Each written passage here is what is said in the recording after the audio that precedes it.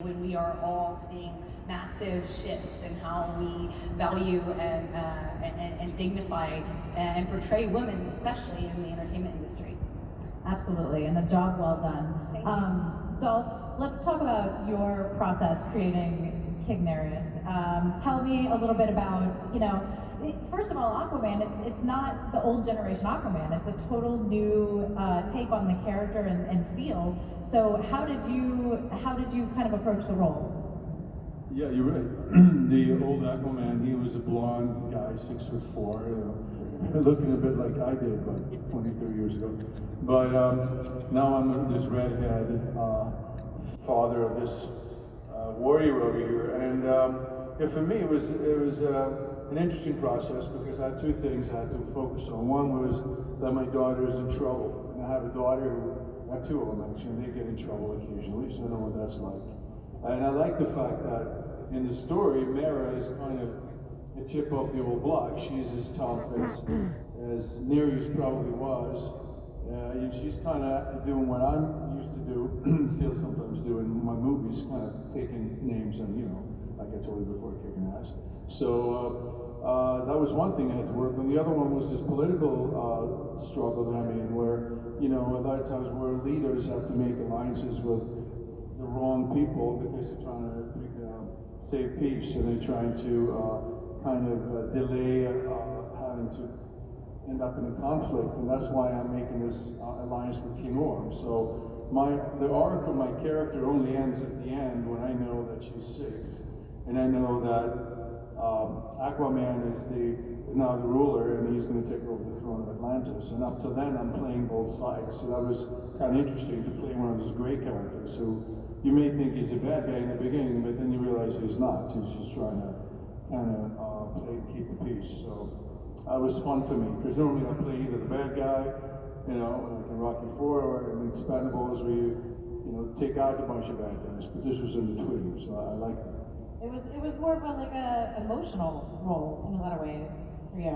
Yeah, it was emotional, and I try to use my daughters a lot for that feeling of what would I do if my her life was in danger, and suddenly as a father, you're totally desperate to do anything, Mm-hmm. You'll make a deal with anybody, and I think I saw that in the editing. Even I'm wearing this helmet, speaking of being in a tough situation, false beard, wig, helmet, you just see the eyes, and like a three-layered bodysuit hanging in wires, and you're trying to connect to some internal life, But I think they picked the takes where you're right. The emotionality came across, I think, in some of the scenes, which I was happy for. Absolutely. Well, you guys, everyone's so passionate about Aquaman. We would have had a million questions. So we did a little contest, and some people won the opportunity to ask you guys questions. We're going to have them line up at this mic over here. If you were pre-selected, go ahead. And while they're sort of getting themselves organized over there, everyone here loves you guys. They love Aquaman. They love comics. What do you guys geek out about? What are you passionate about? What are you watching or reading or listening to? You know what? There was the Office marathon. Anybody here watch The Office?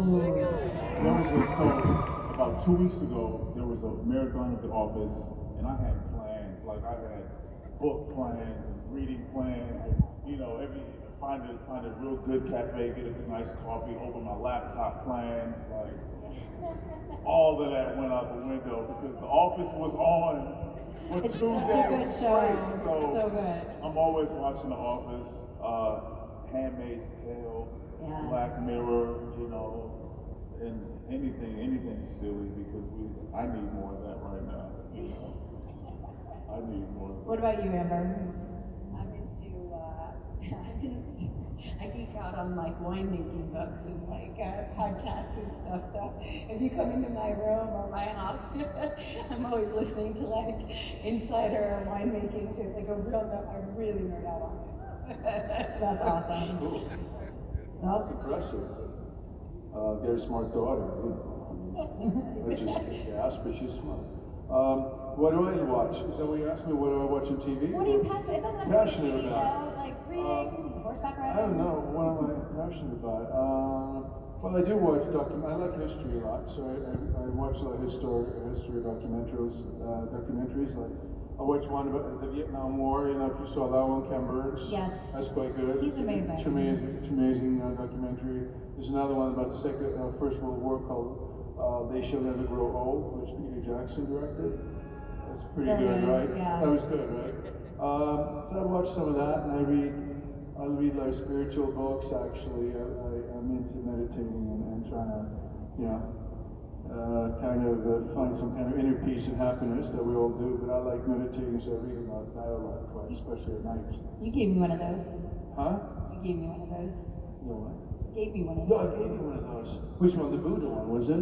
The 50 quotes by 365 quotes by the Buddha. Yeah, I mean, no, Buddha. He's dead for 20. Who's the other guy? Dalai Lama? Dalai Lama. I got you. Hi, we'll take our first question. How are you?